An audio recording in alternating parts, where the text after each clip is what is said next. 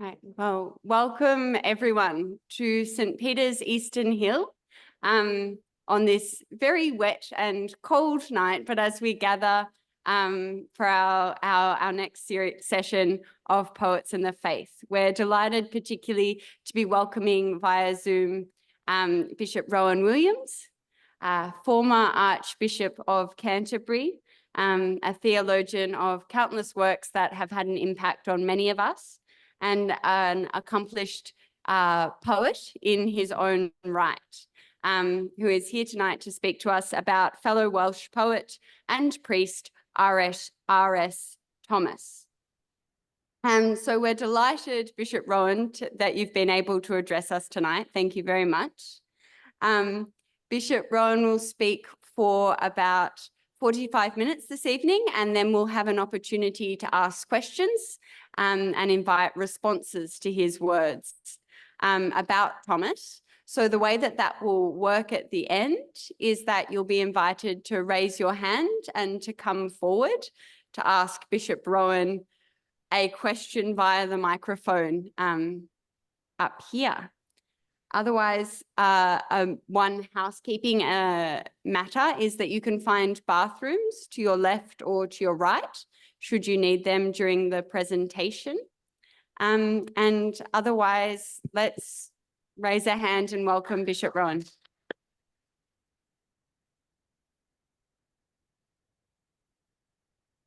Thank you very much indeed, and good evening, everyone. From what is, in fact, quite a sunny morning here in Wales. So I'm sorry to know that you're not sharing the pleasure that we have here. It's, as I say, something of a surprise to see the sunshine in Wales, even at this time of year, but there we are, it happens. Now, I'm not sure how many of you know much about R.S. Thomas as a poet or as a person, so I'll begin with just a few words about his biography, if I may. Ronald Stewart Thomas was born in 1913 and died in 2000. A long life, covering a very eventful period in the history of Europe and a great deal of change. Thomas's father was in the Navy. It wasn't a very prosperous family, but he won a scholarship to the University College of North Wales in Bangor and studied classics there, subsequently going on to train for the Anglican priesthood in Cardiff, at what was then St. Michael's College here in Cardiff.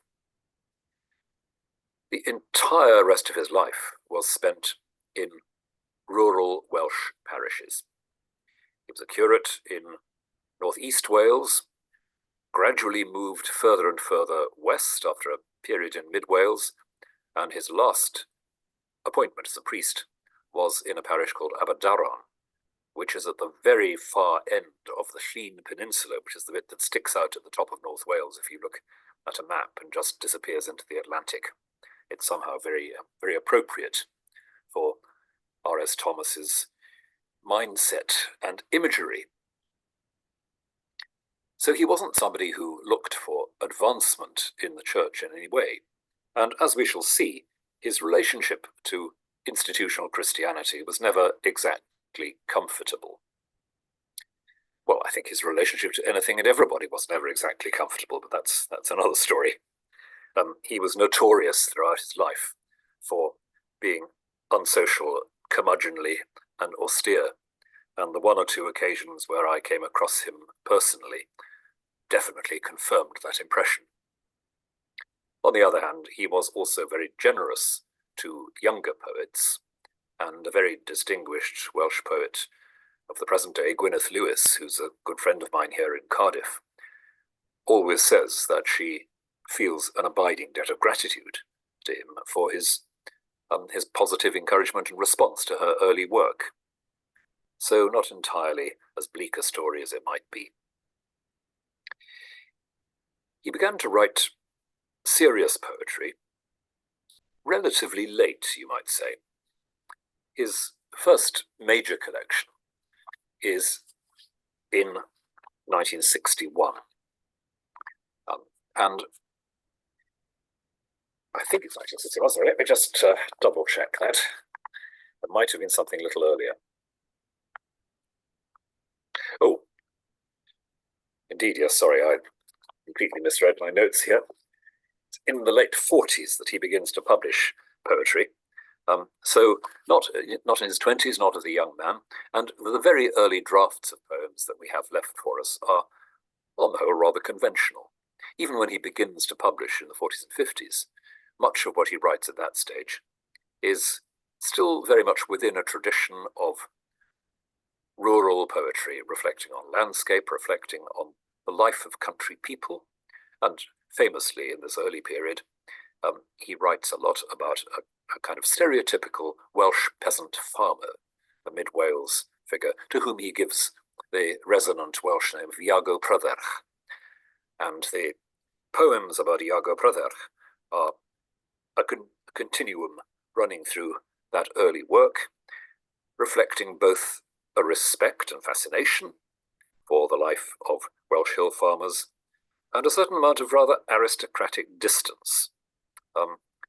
I remember as a teenager coming across a rather funny poem by another Welsh poet, which was Iago Prydderch's reply to R.S. Thomas, somebody imagining what the peasant farmer might have said about the rather overeducated and aloof vicar, but that's another story.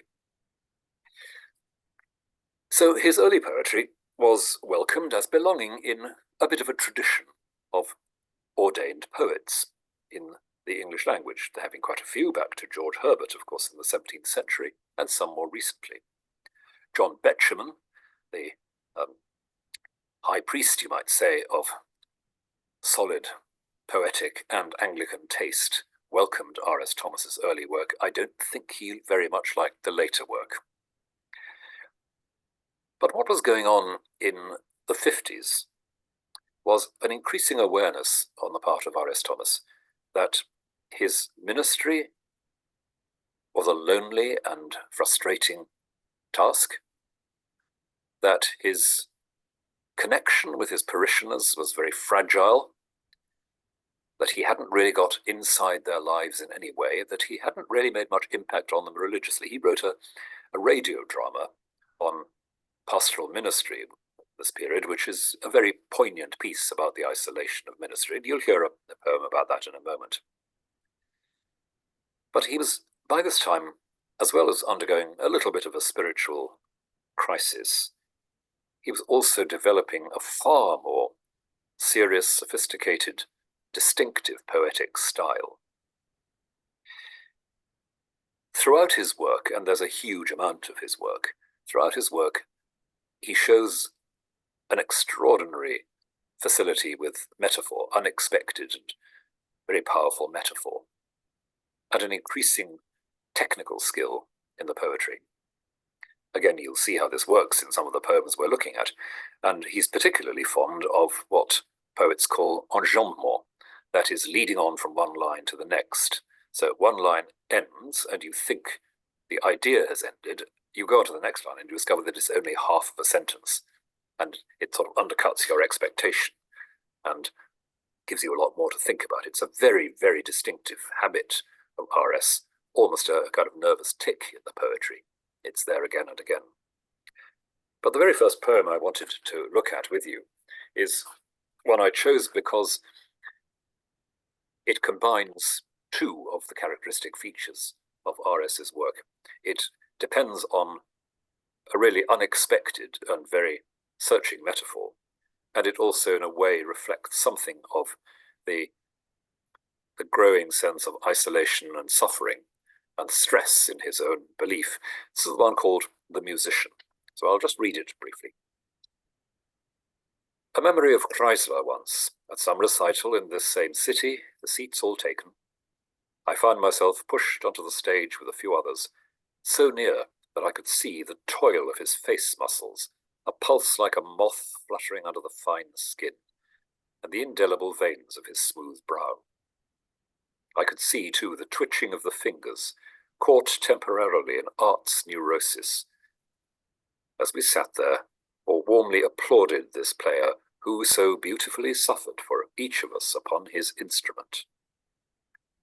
So it must have been on Calvary, in the fiercer light of the thorn's halo, the men standing by, and that one figure, the hands bleeding, the mind bruised but calm, making such music as lives still, and no one daring to interrupt, because it was himself that he played, and closer than all of them, the God listened.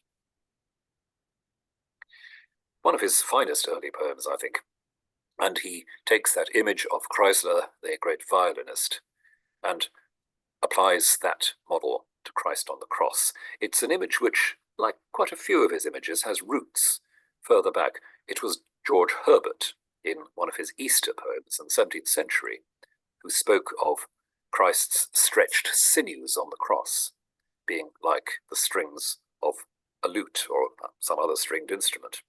And I'm sure that was in R.S.'s mind here. There would be a whole vast commentary to be written on some of the sources of his imagery. So he's presenting Christ's suffering as a kind of work of art. But equally, of course, conversely, this is how metaphors work, reminding us that art is a kind of crucifixion. That image about the twitching of the fingers, art's neurosis, as something very troubling, something almost unnatural about art. Art comes from disturbance, I think is what he's saying. Art comes from disturbance. But it's a disturbance that is necessary in some way for healing, for humanity. So quite a lot going on in this poem, and as I say, I find it one of the most potent of his early poems because of that very memorable central image, the hands bleeding, the mind bruised but calm, and another little sort of tick in Thomas's language, talking about the God. He will quite often say the God rather than God, as if part of what he wants to get across to us is that God is not the name of a person who lives in heaven, but it's the God, like the universe. It's a reality that's just there. And as you see in his poetry, he will swing backwards and forwards between the degree to which he thinks you can talk about God in personal terms or not. So that's one marker for his poetry that he defines very early on. The sense of stress, the sense of something being stretched out, like those sinews in George Herbert's poem. Art comes from trouble. As a more recent Welsh poet, Graham Davies, said, comfort doesn't make art. By this time, by the time he published his collection called Tears in 1961, he'd already published quite a bit, and he went on publishing very copiously in the years that followed. The collected poems of 1990 is well over 500 pages, and since then, and since his death, there's probably another 300 or so pages worth of poems, and he left boxes full of manuscripts which are still being worked through. My friend Wynne Thomas, who's a retired professor in Swansea, is R.S.'s literary executor, and he occasionally throws up his hands in despair at the sheer quantity of material, including things that he just crumpled up and thrown on the floor sometimes. But anyway, in 1966 he published another collection called Pietà, and I want to read the second poem here, The Moor, because this, I think, gives a significantly different but connected perspective on how he was thinking and feeling about religious faith. It's a poem about, yes, about encountering God in the natural world, but it also very significantly ends with a strong sacramental image. The Moor. It was like a church to me. I entered it on soft foot, breath held like a cap in the hand. It was quiet. What God was there made himself felt, not listened to, in clean colours that brought a moistening of the eye, in movement of the wind over grass. There were no prayers said, but stillness of the heart's passions, that was praise enough. and the mind's cession of its kingdom. I walked on, simple and poor, while the air crumbled and broke on me generously as bread. Another wonderfully inventive final image, and as I say, a strong sacramental sense there. But just note one or two of the things going on here. There's the way in which he's very, very good at this, the way he catches up a familiar idiom, holding your breath, and turns it into a quite unexpected metaphor. Breath held like a cap in the hand. You hold your breath. You hold your hat in your hand when you go into church. And that's just the kind of wordplay he relishes. You'll notice also what God was there. If any God was there, whatever God was there, made himself felt. And then he does one of those enjambment things. What God was there made himself felt. Yes, God makes himself felt. And then, notice the comma, he goes straight on, felt, not listened to. You sense God, you don't hear God. You sense God somehow. In the colours of the landscape, which moisten the eye, they cause, well, tears. When you encounter God, tears arise. There's a famous Eastern European proverb, or riddle, which says, why is God like an onion? The answer is, it tastes strong and it does you good and it makes you cry.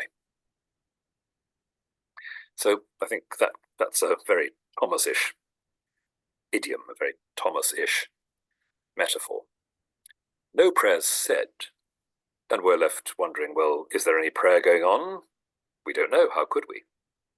But the stillness of the heart's passions, the calm of the moment, that was praise enough. There's simply a moment of what you'd call sensed homecoming here. The mind's cession of its kingdom, the mind yields its possession of things and becomes receptive rather than possessive. So, simple and poor, the air crumbles like bread. Now, some of that, what should I call it, that sensibility of silence, dispossession, stillness, that runs through a huge amount of Thomas's work, and it's perhaps not irrelevant to note that he was a very enthusiastic bird watcher. He wasn't much of one for leisure activities, but one thing he was passionate about was bird life, and his idea of a good holiday was to disappear to some utterly remote place, ideally on his own without wife and family, and simply spend a lot of time gazing through binoculars at unpromising landscapes in the hope of seeing birds. But the imagery of bird watching is deeply embedded in the way he thinks about God. You sit there, you stay still, and, well, you never know. Something may just flash across your view. You can't hold on to it, you can't define it, but you just sit still and wait for that uncontrollable moment. And we'll see again in one or two other poems how that comes. But meanwhile, what do you do? Well, you do a lot of waiting. You do a lot of sitting around. And the next poem I want to mention, again from the Pietà collection of 1966, fills that out a little bit. It's quite a well-known poem. It's called In Church. Often I try to analyze the quality of its silences. Is this where God hides from my searching? I have stopped to listen. After the few people have gone, to the air recomposing itself for vigil. It has waited like this since the stones grouped themselves about it. These are the hard ribs of a body that our prayers have failed to animate. Shadows advance from their corners to take possession of places the light held for an hour.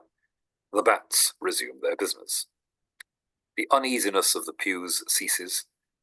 There is no other sound in the darkness but the sound of a man breathing, testing his faith on emptiness, nailing his questions one by one to an untenanted cross.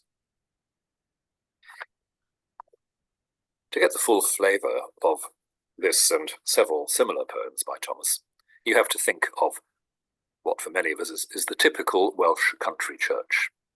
A small, damp, stone building. Very quiet, very unadorned. You can often sense something of what he's talking about. There is a stillness in these places. Not desolation, but a sense of ageless presence, almost. The air recomposing itself for vigil. As if people actually coming to services in these churches were a bit of an interruption of what the church really was. And I've got a feeling that there were times when R.S. felt that people actually coming to church was a bit of a letdown, because what he was there for was simply to witness to this abiding depth of stillness. And there's sorrow or regret here, the hard ribs of a body that our prayers have failed to animate. At the same time, there is a kind of life around. The air recomposes itself for vigil. There is a waiting, active, expectant waiting. And in the darkness, a man breathing, testing his faith on emptiness, nailing his questions one by one to an untenanted cross. And that final image for the untenanted cross works, doesn't it, at so many levels. First of all, there's the fact the cross is empty, so you can nail things to it. You nail your questions, you nail your aspirations to it. In a sense, you nail yourself to it. Second, it's an untenanted cross because there's nothing to look at and no one to look at. It's not that R.S. Thomas is looking into the mystery of Christ crucified in a simple devotional sense, because who is it that's crucified? It's the God you can't see and can't make sense of.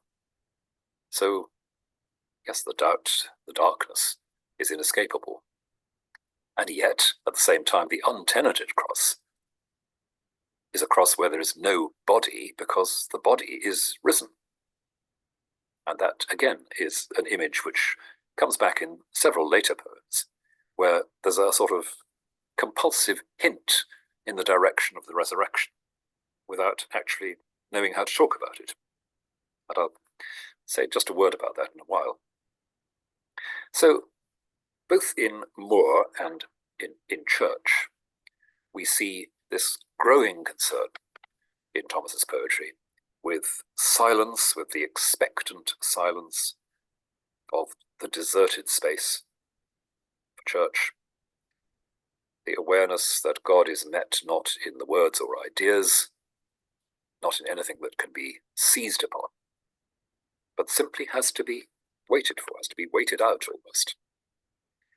And that complicated interweaving of sentiments and ideas in the last image, the untenanted cross, the crucifixion of the poet and the believer, rather like the crucifixion in Kreisler's violin playing, the absence of a visible and manageable image of God, but at the same time that absence being obscurely and just from time to time something like a promise of resurrection.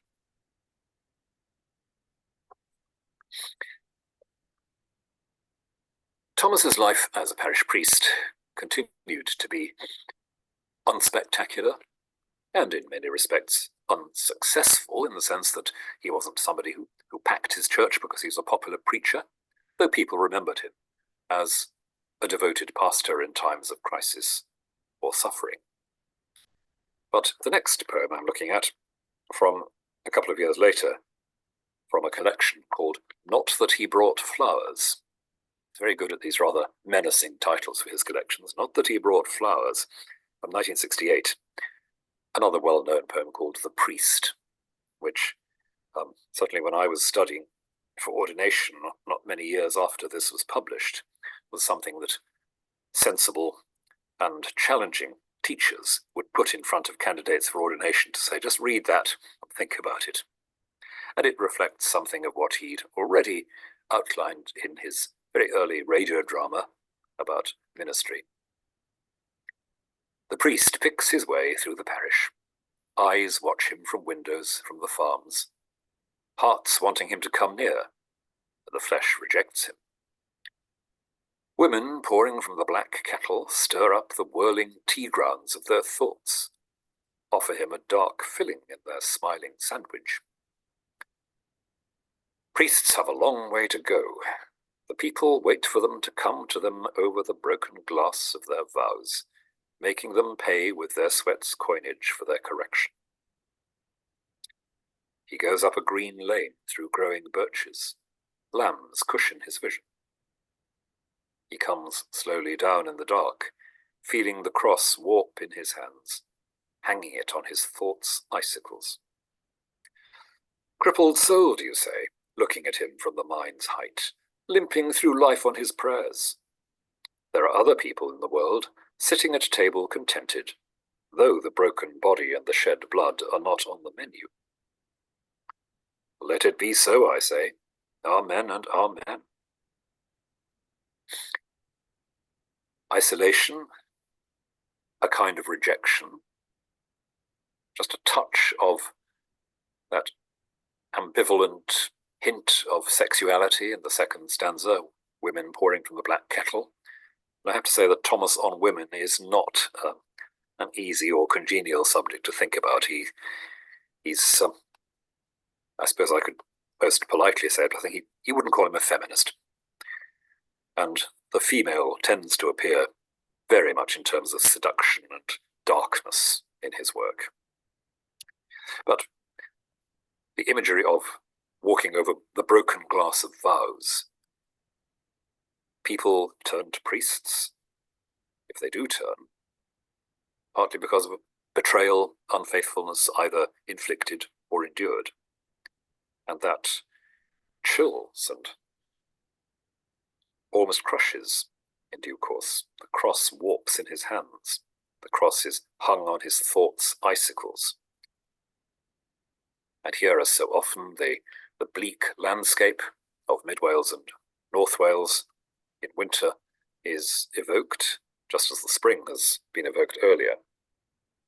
And it's very easy, he says to his reader, it's very easy to patronize the priest, the crippled soul, who is dealing with his own woundedness and his own neurosis, back to the Chrysler poem, through ordination.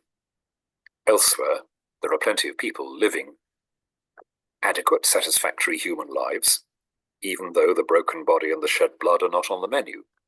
Once again, notice the strong sacramental character of that imagery, the Eucharistic flavour of the poetry.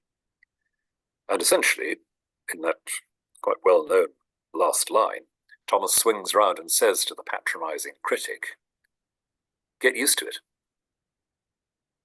This is how it is. This is what priests are. It happens. Let it be so. Amen and amen. Or, essentially, get lost. What the critic is offering is not relevant to the priest's integrity here.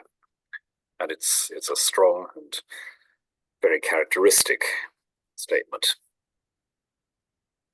And meanwhile, another famous poem, this collection in 68 has a lot of his best-known and classically celebrated poetry. The next poem, Kneeling, takes us back to the landscape of in church, fills out what you might say is the background, the hinterland of that poem about the priest, and leaves us with the same curious mixture that the poetry of this period generates of a sense of deep anchorage in something or other, and a deep darkness and uncertainty swirling around. So, Kneeling, also from the 1968 collection. Moments of great calm, kneeling before an altar of wood in a stone church in summer, waiting for the God to speak. The air a staircase for silence, the sun's light ringing me as though I acted a great role. And the audience is still, all that close throng of spirits waiting, as I, for the message. Prompt me, God, but not yet. when I speak, though it be you who speak through me, something is lost. The meaning is in the waiting. Just like George Herbert, R.S. Thomas is brilliant at memorable last lines, and the meaning is in the waiting is certainly one of those. Again, for those of us familiar with rural Welsh churches, the sudden burst of light through a non-stained glass window, a plain window somewhere, opening up the inner landscape as it floods the outer landscape, that's not unfamiliar. But what is caught here is that moment of a kind of, yes, as he says, a stone church in summer, because the particular stillness, the slightly warmed atmosphere of the damp church in summer, the sunlight flooding in, and in that beautiful image, a staircase for silence.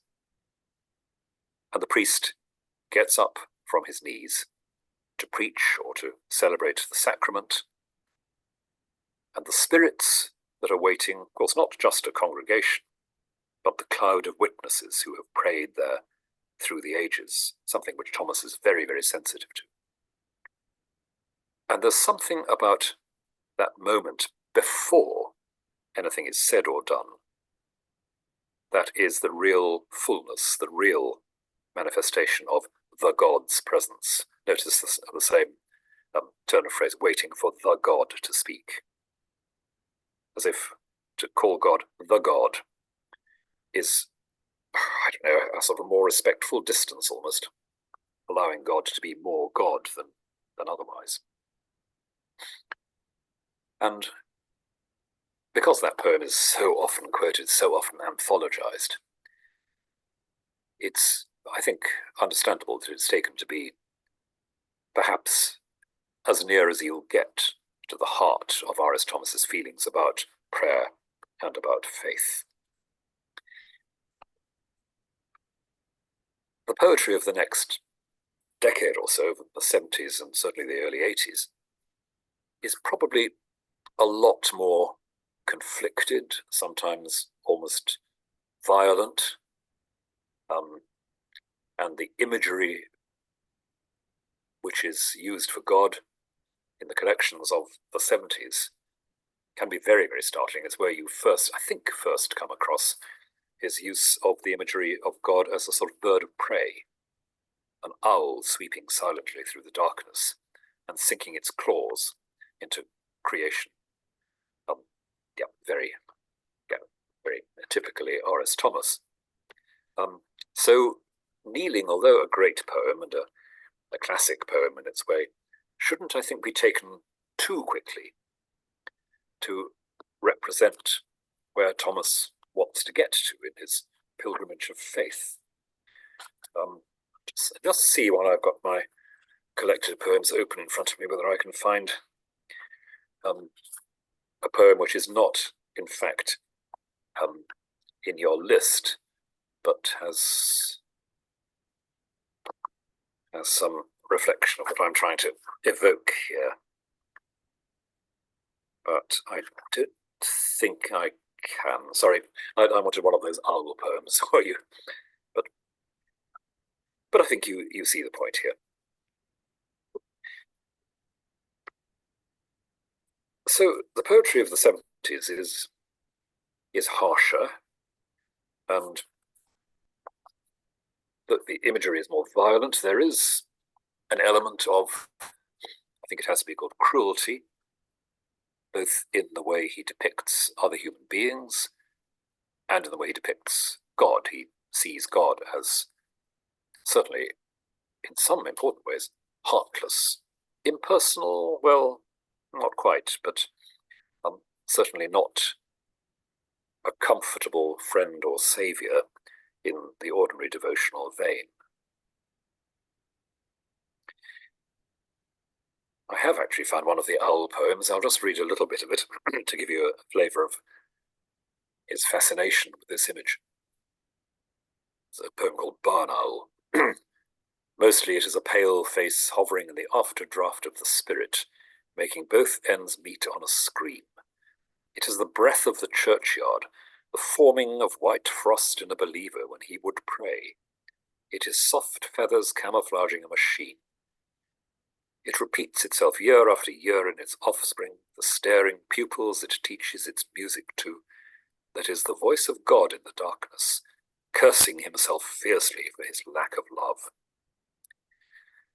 Well, about as ferocious a poem as you would expect, and even there he can't stop himself from this habit of punning. The staring pupils, the eyes of the owl, the enormous eyes of the owl, but they're also pupils. It teaches its music to. So pupils in the sense of disciples. But there is the voice of God in the plaintive hooting of the owl, reproaching himself. But that's not all. I mentioned earlier the bird watching side of RS, and I wanted to read from a rather important collection of the 70s called Laboratories of the Spirit, the poem called Sea Watching.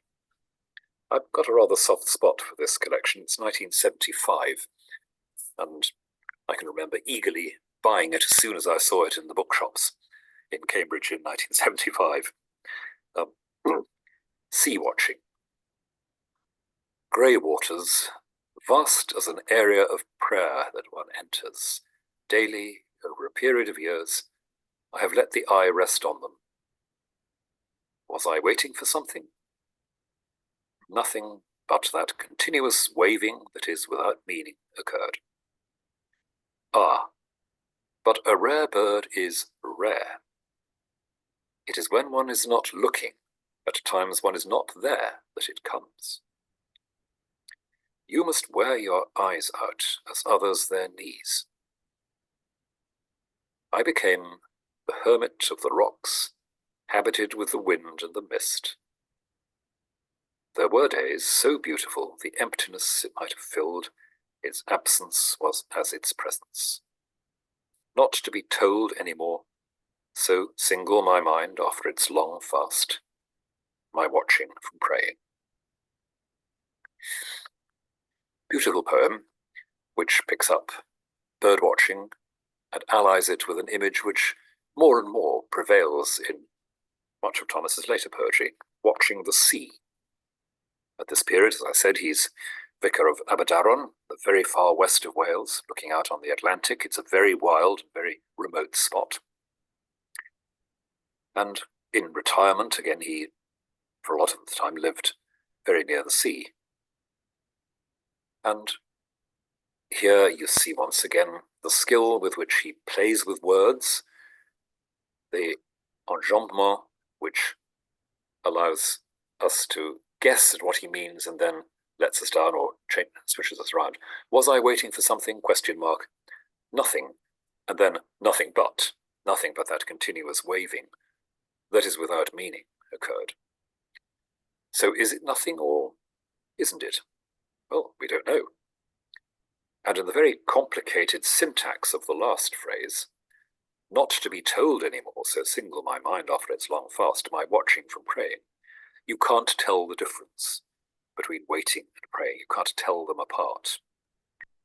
But of course, not to be told anymore, not to be told, not to be talked about, and not to be told, not to be instructed. But the mind has become single. It's been fasting. It hasn't been fed in the ordinary way. It's been waiting. And that watching is the form of praying to which he wants us to return. So quite a tension in these poems. There's the owl, there's the cruelty, there's the remoteness of God. There's the sense that God is not particularly involved with or concerned about human suffering, but just is God. So that startling image of the bird of prey comes in and out of the poetry. And yet at the same time, this waiting, this gazing out to sea, knowing that the rare bird is rare, and it arrives when you're not there. When you fast from ideas concepts, hopes, and images, well, maybe something may come, who knows? But that's what rare birds are, they're rare. You must wear your eyes out, as others their knees. You must look till it hurts, you might say.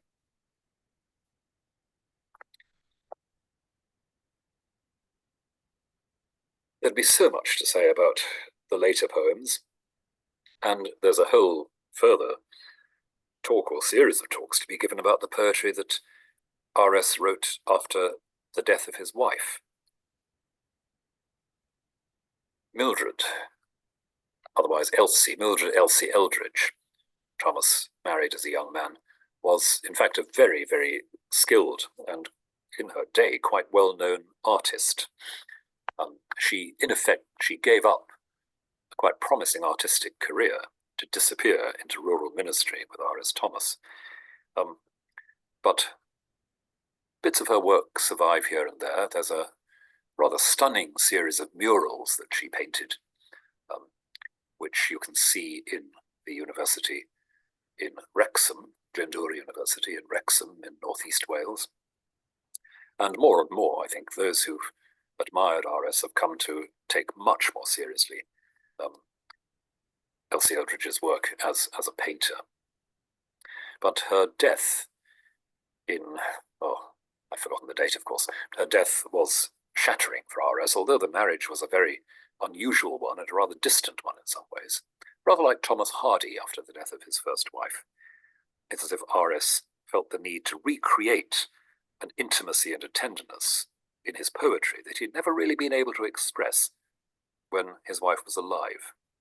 And I think there's a lot to be said about the parallels between what Thomas Hardy wrote in his Bereavement and what R.S. wrote. And in brackets, both of them then went on to make a rather surprising second marriage, but that's another story. But often in those poems about after his wife's death, the looking out onto the sea somehow becomes a compelling and recurring image for him.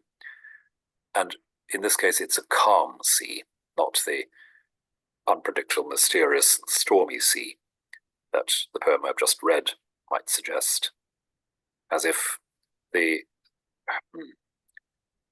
calm, the centering that marriage to Elsie had produced for him, the deep quiet which people often associated with her when you hear people reminiscing, as if that was still something he longed for and was looking out to sea now to discover. So I'll just give you a couple of late ones from the 80s. And this, the last two come from a collection called Experimenting with an Amen, which I think people guessed might be an indication that he'd stopped writing poetry. Well, dream on. He went on writing poetry, as I've said, to the very end of his life. And there's still, as I noted, stuff being published. But looking at the poem called Revision from Experimenting with an Amen, he's pulling together, I think he is trying to pull together insights to make something more of a direct and definitive statement than he had before. So the catechism begins. Who are you? I don't know. Who gave you that ignorance? It is the system that when two people meet, they combine to produce the darkness in which the self is born, a wick hungering for its attendant flame. What will that do for you? Do for me? It is the echo of a promise I'm meant to believe in. Repeat that promise. Whoever believes in this fire, although he lives, he shall die. You blaspheme. The promises were made by you, not to you. What do you learn from them? I learn there are two beings, so that when one is present, the other is far off. There is no room for them both. Life's simpleton. No, this gulf you have created can be crossed by prayer. Let me hear if you can walk it. I have walked it. It is called silence, and is a rope over an unfathomable abyss which goes on, never arriving. So that your Amen is unsaid. No, friend, the arrival is the grace given to maintain your balance. The power which supplies not the maggot of flame you desired that consumes the flesh, but the unseen current between 2 points, coming to song in the nerves, as in the telegraph wires, the tighter that they are drawn. Another very powerful and quite difficult poem. Notice again at the end, we're back to the imagery of the stretched sinews of George Herbert's poem, the violinist, the tension, out of which some communication and melody comes. But here there is a sort of satirical evocation of the Catechism of the Prayer Book. What is thy name? Who gave thee that name? So, who are you? I don't know. What has happened in my birth is that 2 people have come together and produced another hungry darkness, another darkness and mystery, looking for words. And that is a promise. But, says the interlocutor, the promise is made by you, not to you. Your job is not to sit there wondering when the promises made to you are going to be fulfilled. Your job is to go on making the promise, to keep searching. The poet's voice switches round. 2 beings, so that when one is present, the other is far off. There is no room for them both. So when I'm aware of myself, I'm not aware of God. When I'm aware of God, I'm not aware of myself. No, says the instructor, this is a gulf you have created. It can be crossed by prayer. But that prayer is silence, and it never arrives. It never generates a sense of satisfaction or completion. Of course it doesn't, says the instructor. The arrival is being there in the moment. It's not a moment of ecstasy, a moment of extinction. It's just that unseen current which connects you with mystery, here and now, in this moment. Not me and God, but the reality of connection, the reality of relation. And in this poem, interestingly, there are, I think, 2 influences at work which, again, would take us a long time to disentangle. There's the influence of Søren Kierkegaard, the great Danish philosopher, in that imagery about crossing the abyss. Kierkegaard talks about faith being a sort of walk 70,000 fathoms above an abyss. And R.S. uses that image several times. It has some poems about Kierkegaard, in fact. And the other image, which I think has been less explored, is to do with R.S.'s Buddhist dimension. There's something about that final imagery of the connecting wire, which is like the sense of non-dualism in Buddhism. Not absorption, not impersonal absorption, but there simply is a point of balance, a point of arrival in the moment, where you are and are not what you are or who you are. And I think that's a little bit of work in there. But now, as we're running a bit short of time, I'll go straight to the last poem I offered for reflection. It's one of my favourites and one of the favourites of many, from, again, that late collection, Experimenting with an Amen. And this is The Thicket in Llŷn. Llŷn is the peninsula I mentioned at the top left-hand corner of Wales, sticking out into the Atlantic.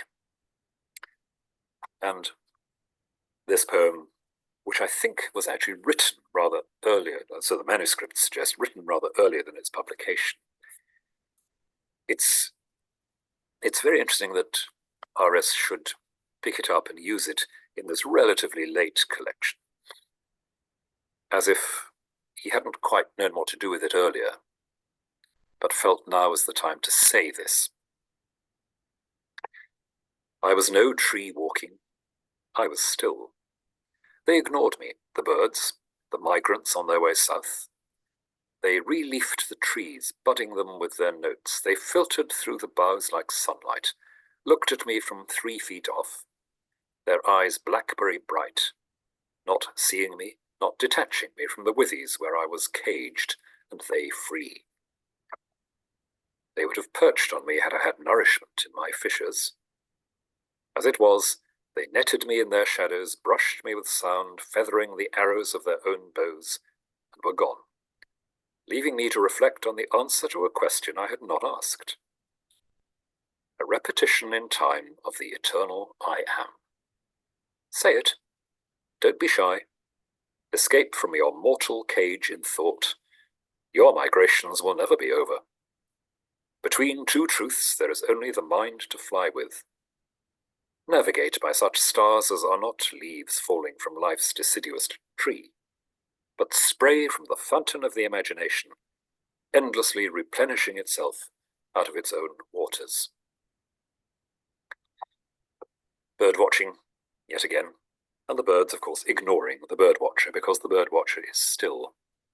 And I like that wry little touch. They would have perched on me had I had nourishment in my fissures. If this still human observer had been like a tree and had something to drink or eat around it, the birds might have settled. But human beings don't quite work like that. As it was, they just surround, they shadow, they feather the arrows of their own bows. Full of puns yet again here. But the answer to the question I had not asked. That phrase in inverted commas, a repetition in time of the eternal I am, is taken from Samuel Taylor Coleridge. It's his definition of what the imagination attains to in the world. The eternal I am, the eternal self-sufficient life of God, repeats itself in visible form everywhere you turn. And Thomas's response to that is very telling. Say it, don't be shy. Telling himself as a poet, there is a moment for affirmation. There is a moment to say it clear. And this is the nearest I can get, says the poet, to an affirmation of God. Through that spray from the fountain of the imagination, endlessly replenishing itself out of its own waters. Like Coleridge, Thomas sees the imagination as, in a sense, a real operation of grace. And so I end with that poem because I think it's one of the ones where he comes nearest to a sort of theological approach to what he's doing as a poet, where he turns on his own negativity and doubt with those words of encouragement. Go on, say it, say it. What you see and what you are is the manifesting, the appearing in time of the eternal. There is something to trust. But it's only by the long haul of imagination, and the waiting and the silence, and the stretching of the sinews and the tension, that you get to the point where you can say that, you can express that vision of the repetition of the eternal with integrity, without sentimentality or self-indulgence.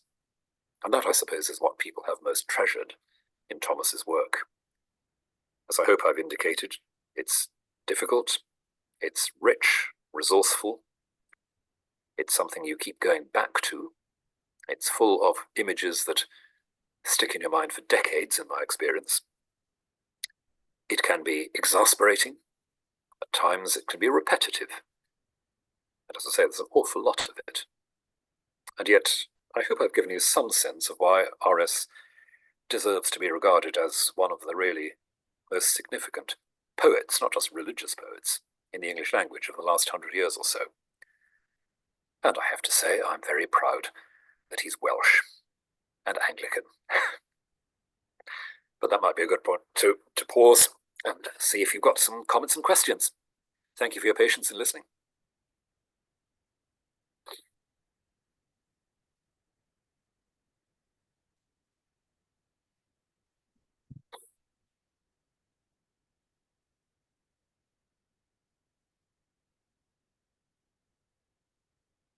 Thank you so much, Bishop Rowan, for taking us very, very lucidly and very succinctly through quite a complex imagination and a long life of poetic work.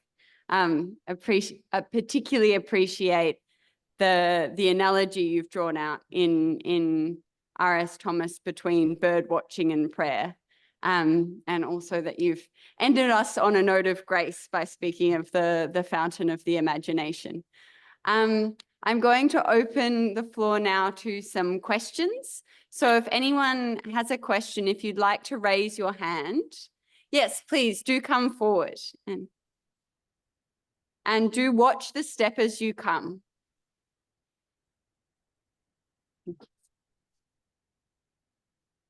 Hello, Bishop Rowan. It's good to hear from you tonight. You've actually met once before at Christchurch Chapel in Oxford 5 years ago, so it's a pleasure to hear from you again. The Irishman Padraig Ó Tuama, he speaks about poetry and the importance of, I think he says something like, finish with an image and don't explain it. But a lot of religious poetry, it seems to me at least, it does explain what it means a lot of the time. And even in R.S. Thomas's work, we see that. You've spoken elsewhere about the importance of the social and even political function of poetry to slow the metabolism of language, to be the pebble in the shoe of the reader, as it were. I'm curious about what you think about this in the context of religious poetry. Do you explain its meaning or intention, or do you leave things unexplained? What do you reckon? Thank you. Good to see you again. A big question. The short answer, I think, is the less you explain, the better. Poetry doesn't work by explanation. And I think you're right. There are times when R.S., like most poets, does lean a bit towards the expository, does sort of fill out a bit more what he's meaning by a metaphor than you might be happy with. So I would say yes, the poem has to do its work as a poem. That means it has to work as a set of images, as a particular melody and words. It has to sit and simmer in your mind and imagination, or changing the metaphor, it has to sit and germinate in the soil. If you try and force the pace of that, or draw up lots of easy and quick correlations with ideas, it becomes weaker. And I think that that's just a discipline that every good poet of any kind, but especially a poet with something of an agenda of faith, what they have always to be asking themselves. And, I look at my own work for what it's worth and ask that constantly. And I think here of T.S. Eliot's famous remark when he read Ash Wednesday to a student group, I think in Oxford. And one of the young men asked him afterwards, so, Mr. Eliot, what exactly do you mean by Lady Three White Leopards sat under a juniper tree? And Eliot stared solemnly at him and said, young man, I mean Lady Three White Leopards sat under a juniper tree. I think that is how metaphor has to work, isn't it? Thank you. Yes. Another question. Carol, do you want to come forward? This is Carol O'Connor of St. Peter's Book Room, which has stocked, I think, every one of your books ever written, Bishop Rowan, and sold them all. Thank you. Thank you, Bishop Rowan, for walking us through so generously and profoundly R.S. Thomas's work. I'm fascinated by, in the last few years, there seems to be a resurgence of his poetry and of interest in his poetry. And there, of course, is the ecological emphasis, the existential, God's immanence, God's transcendence. But do you have any thoughts or reflections on what it is speaking into our age and in our times? Thank you, Carol. Yes, I think you're probably right. I think there was an era, maybe at the beginning of the century, when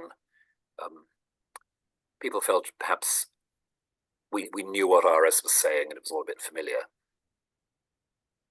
He went on writing, poems went on appearing after his death, and I think you're absolutely right, you've really put your finger on it in saying that there are concerns there which somehow mesh with resurgent or growing concerns in the culture. I could have said more, and I wish I had, about the ecological side of the poetry. It's not that R.S. was in any obvious sense a kind of political green apologist, but he was somebody with a very, very strong sense of the dangers of mechanized labor, the dangers of obsession with the mechanical as a solution. He writes about the machine again and again and again with great suspicion and hostility. He certainly was very skeptical about the idea that technology would solve any fundamental problems.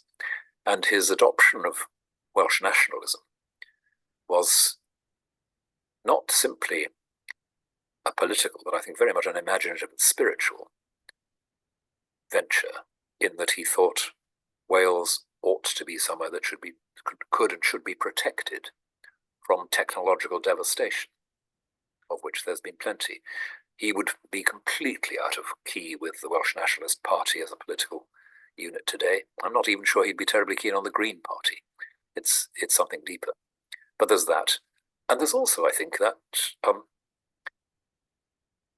complex sense that, yes, the institutional church and historic Christianity has not quite done its job in opening us up to the God, the mystery. At the same time, you can't just walk out of those damp country churches and pretend they're not there.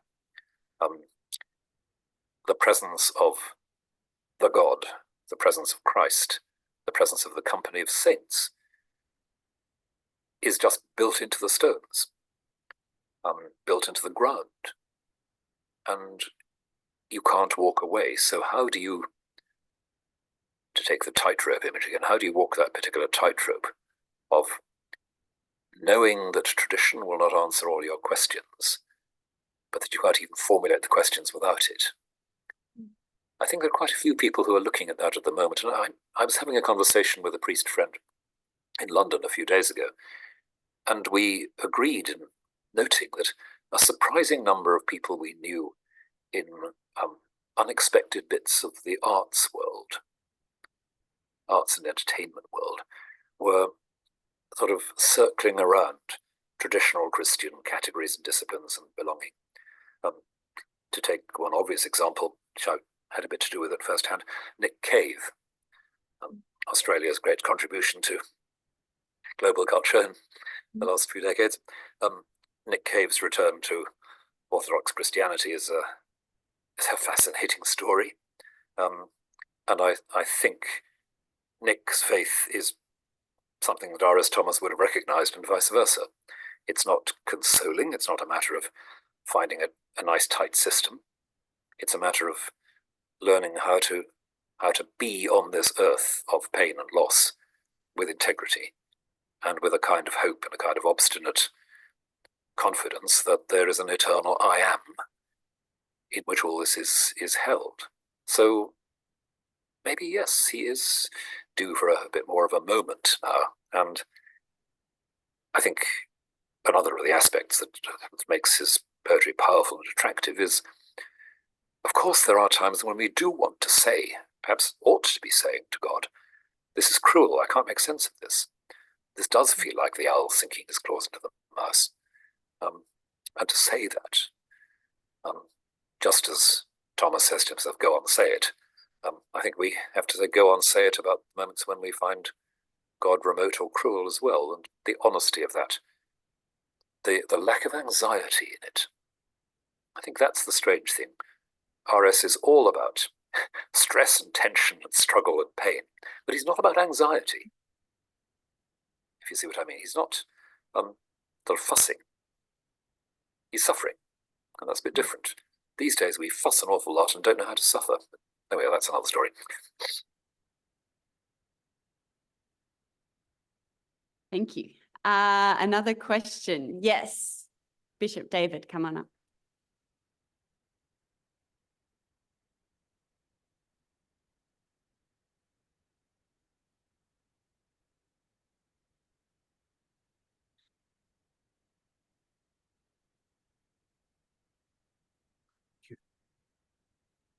Bishop Rowan, I thank you for helping me with something that I struggled with in the early days of reading R.S. Thomas's poetry, namely the God.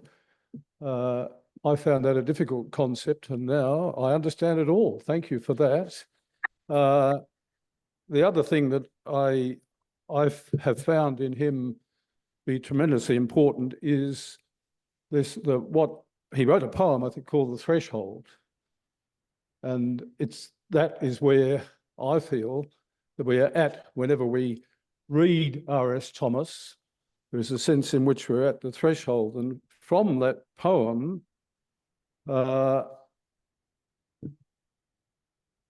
what balance is needed at the edge of such an abyss? I am alone on the surface of a turning planet. What to do but, like Michelangelo's Adam, put my hand out into unknown space, hoping for the reciprocating touch. And I find that's where he takes me in so many ways. But thank you for tonight. I appreciate it greatly. Thank you, David. It's wonderful to see you again. Yes, I can only echo and applaud. I think the threshold image is a key one for him. And again, we come back to this sense of being pledged to the place where we are, reaching out from it to what we can't see, and yet knowing that it is what is drawing out of us where we are and what we are. So yes, again, a touch of the slightly Buddhist inflected Christianity that he's more and more expressing in those last poems. Thank you. Did you want?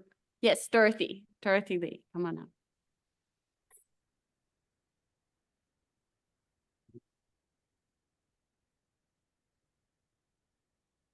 Hello, Wonderful Rowan. to see all Thanks. these old friends again. Dorothy, wonderful to see you. Thanks Oh, for great. the book, which I was so thrilled with. My pleasure. I want to ask a sort of bit of what it might appear to be an ideological question, but I don't mean it to be. It's a genuine question. And I'm thinking about what you said about his attitude to women and my own struggle to read him in the past. And, you know, the woman with the kettle and the tea leaves swirling around. And I think to myself, so can I read his poetry as a woman? And if so, and I think the answer is probably yes, because I want it to be yes, but if so, how can I read it? Now, I'm asking that question from a woman to a man. Thank you. Oh, well, how long have you got? Yes, I think the more I reread R.S., the more I'm aware of that deep ambiguity running through about the gendered quality of his look and his mind. And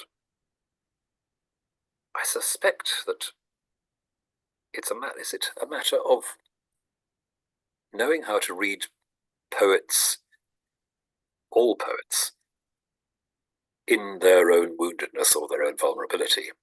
And it's very clear that R.S.'s relation to women was not easy. His relation with his mother was extremely difficult, that his marriage was very strange, and his second marriage in some ways even stranger, to a woman who was the polar antithesis of his first wife in all kinds of ways. You read poets with their wounds. T.S. Eliot, of course, you know, the more you find out about his own woundedness, his own damagedness, the more I think you see what's going on. And that, to the degree that puts you in touch with wherever your own damages lie, that may be part of how reading is possible. Because I think one of the things we're a bit prone to these days is to suppose that reading must always involve a simple recognition. I recognize in this writer what I am at home with. And to recognize in a writer what I'm not at home with perhaps opens a door to my recognizing what in me I'm not at home with. And not to go down that route and not to take that kind of risk is somehow to lose out on what poetry or other kinds of art can do with you and for you. So sorry, Dorothy, I'm really thinking out loud here, but that's where I begin to think about a response to that. I wish we could talk more about that. No, thank you. More than the beginning of a response. Who's next? Sorry, yes, please do come forward. And Luke, line up, line on up. We have time for a few more. Thank you. My name's Ross Gillette. Thanks, Bishop Rowan. You've given me a way into a poet whom I was finding really difficult. So thanks for that. But I just want to ask, do you have any thoughts about his relationship with the other Thomas, the very different poet, the very different Welsh poet, Dylan Thomas, who I think is also concerned with the sacred, but in very different ways. Do you know anything about what R.S. Thomas thought of Dylan Thomas, even if it's a set of negativities? Do you think there is a relationship that is meaningful, even in the inverse sense at all? Very good question. And the short answer is I think R.S. couldn't stand Dylan. I think he thought Dylan Thomas exemplified a sort of gushing facility that he, R.S., just had no time for. And yet, and it's a big and yet, I think there's a really interesting correlation between them. Dylan Thomas is far more seriously a religious poet than he's often given credit for being. And although it's buried in what can be self-indulgent and sort of showing off facility, there are very deep things going on. And when I think of some of Dylan's poetry, like Vision and Prayer, or The Bread I Break, or even, of course, the last great poems, Fern Hill and the others, I think, well, he is actually doing something Coleridgean, the repetition of the "In time of the eternal I am." He really is fixated on that. He really does have a kind of implicitly theological doctrine of the imagination here. And he's also capable of seeing the ways, the moments that I mentioned where the divine appears as remote, as hostile. And he's, there's a conversation to be had. And I'm sure that somewhere in Poets' Corner in Purgatory, R.S. and Dylan have been put together in a room until they've sorted things out between them and found some things they can say together. Of course, another dimension, which is not wholly unrelated to Dorothy's question, is that Dylan is a poet of the erotic in spectacular ways, sometimes, again, very self-indulgent ways. And R.S.'s handling of the erotic is at best reticent, at worst a bit, repressive, I think. And there'd be something to tease out there. So no, I don't think R.S. had any time for Dylan. He thought Dylan was one of those who, if you like, gives Welsh poetry a bad name. People think it's all windy stuff like that. And he's very determinedly not going to be that kind of a poet. But R.S. loved Yeats. And Dylan, of course, is marked by Yeats in some ways, and maybe they could find a little bit of agreement over reading Yeats together, as a thought. Anyway. In Purgatory, very good. I think, Luke, if you have a question, and then, yes, you have a question. I have a question. I have several questions, but I'll refrain myself for one. Thank you very much, Bishop Rowan, for your presentation to us. My apologies for a rather half-baked question at the moment, but Just picking up on this theme of bird watching again, as it occurred to me while you were speaking, because it also has come up in this series they've been doing here at St. Peter's, of the images of bird watching, or at least birds, in Gerard Manley Hopkins's poetry, but that come out very differently. There's a very different kind of sense of metaphor that Hopkins uses compared to Thomas. I just wonder if you might comment on that. Sorry to sort of throw one from left field. No, that's a wonderful question. Really wonderful. It hadn't occurred to me to make the comparison, but now it does. It seems a very natural one. And I think, yes, it's fascinating to see that when Hopkins writes about a bird of prey, what he celebrates is the sheer grace of movement, the sheer embodied energy of it, making its patterns, the kestrel, the windhover. And I won't say it's quite this, that you almost don't notice that the kestrel is a predator, because Hopkins does notice that and mention it, but that's not what's primarily in mind.